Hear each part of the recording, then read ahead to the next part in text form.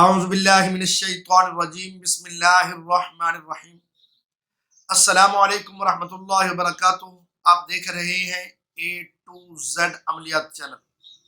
آج میں اپنے دوستوں کے لیے اور اپنے ویورز کے لیے ایک بہترین عمل لے کر حاضر ہوا ہوں۔ یہ عمل دو صحابہ اکرام علیہم الرضوان سے منقول ہے، یعنی دو صحابہ اکرام علیہم الرضوان نے اس کو روایت فرمایا ہے۔ ایک حضرت ابو سعید خدری رضی اللہ تعالیٰ عنہ اور دوسرا حضرت ابو ہریرہ رضی اللہ تعالیٰ عنہ۔ یہ دو جلیل القدر صحابی ہیں، دونوں نے ایک ہی حدیث کو روایت کیا ہے الگ الگ مقام پر، تو دونوں کا مقصد اور منشا ایک ہی ہے۔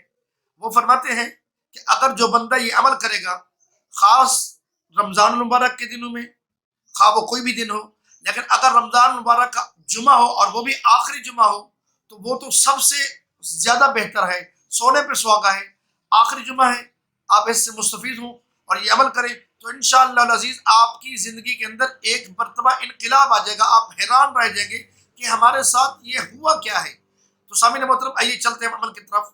حضور نبی کریم رؤوف الرحیم صلی اللہ علیہ وسلم نے فرمایا، میری امت کے لیے جو رمضان شریف کے اندر روزہ رکھتے ہیں ان کے لیے دو خوشخبری ہیں۔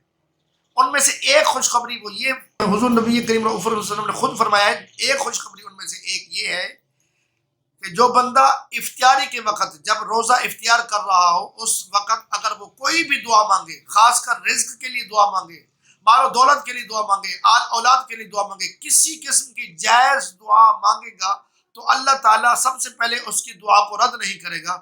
اگر وہ افطاری کے وقت اگر وہ اربوں روپے کی بھی رب صلی سے ڈیمانڈ کر دے، دعا مانگ لے، عرض کر لے، تو اللہ تعالیٰ اس کی دعا کو رد نہیں فرماتا۔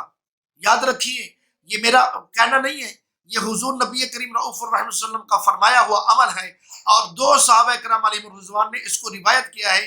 ان میں سے ایک حضرت ابو سعید خدری اور دوسرا ابو ہریرہ رضی اللہ تعالیٰ عنہ، دونوں جلیل القدر صحابی ہیں۔ تو آپ کو بتا دیا کہ اگر کسی بندے نے افطاری کے وقت یہ دعا مانگ لی کہ اے اللہ مجھے اولاد دے، اے اللہ مجھے مال و دولت دے، جتنا کی وہ دعا مانگے گا اللہ تعالیٰ اس کی دعا کو رد نہیں کرے گا۔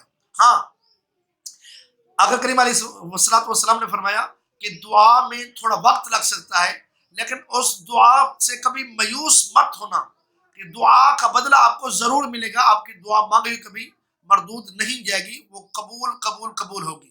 جب آقا کریم صلی اللہ علیہ وسلم فرما دے تو آپ کیا اندازہ کر سکتے ہیں کہ کبھی وہ دعا یا کبھی وہ عمل، وہ کبھی یہ ہو سکتا ہے کہ وہ بندہ مانگے اور وہ عطا نہ ہو، یہ تو ناممکن ہے۔ تو اتنا بڑا فرمان، اور آپ کے پاس موقع ہے، رمضان شریف بھی ہے اور آخری جمعہ بھی ہے، اور آپ اس سے صحیح معنی مستفید ہو سکتے ہیں۔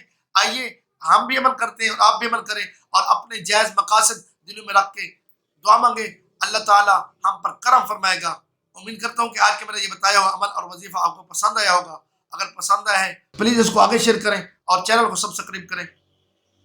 میرے کسی بہن بھائی دوست اب آپ نے اگر کوئی وظیفہ، کوئی عمل، کوئی دعا پوچھنی ہے تو وہ کمنٹس میں پوچھ سکتے ہیں۔